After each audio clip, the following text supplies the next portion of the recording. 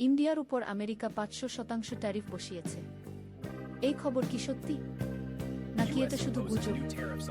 আজকের এই ভিডিওতে আমরা জানব ইন্ডিয়া ট্যারিফ নিয়ে পুরো সত্য।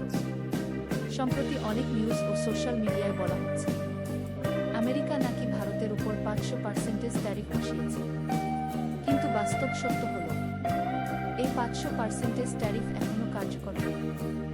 এটা আসলে আমেরিকার সিনেটে প্রস্তাবিত একটি বিল, যার নাম স্যাংশনিং রাশিয়া অ্যাক্ট।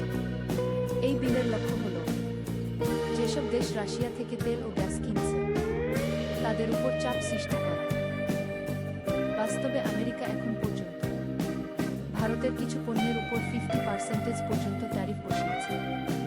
এই অতিরিক্ত শুল্ক মূলত দেওয়া হয়েছে কারণ ভারত এখনো রাশিয়ার তেল কিনছে। সবচেয়ে বেশি ক্ষতিগ্রস্ত খাতগুলো হল টেক্সটাইল ও garments, jewellery, leather product, seafood ও শ্রীমুখ।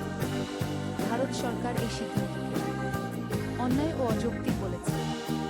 একই সাথে ভারত সরকার রপ্তানিকারকদের বাঁচাতে হাজার হাজার কোটি টাকার সহায়তা প্যাকেজ ঘোষণা করেছে।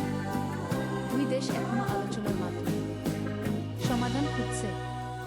সুতরাং পরিষ্কার করে বলবে ৫০০% ট্যারিফ এখনো বাস্তব নয়। এটা শুধু একটি প্রস্তাব, কিন্তু 50% ট্যারিফ বাস্তবে কার্যকর হয়েছে, যার প্রভাব ভারতের অর্থনীতিতে পড়ছে। ভবিষ্যতে কি হয় সেটা নির্ভর করছে ইন্ডিয়া সম্পর্কের উপর। ভিডিওটি ভালো লাগলে লাইক দিন, চ্যানেলটি সাবস্ক্রাইব করুন আর কমেন্টে জানান আপনার মতে এই ট্যারিফ কতটা প্রভাব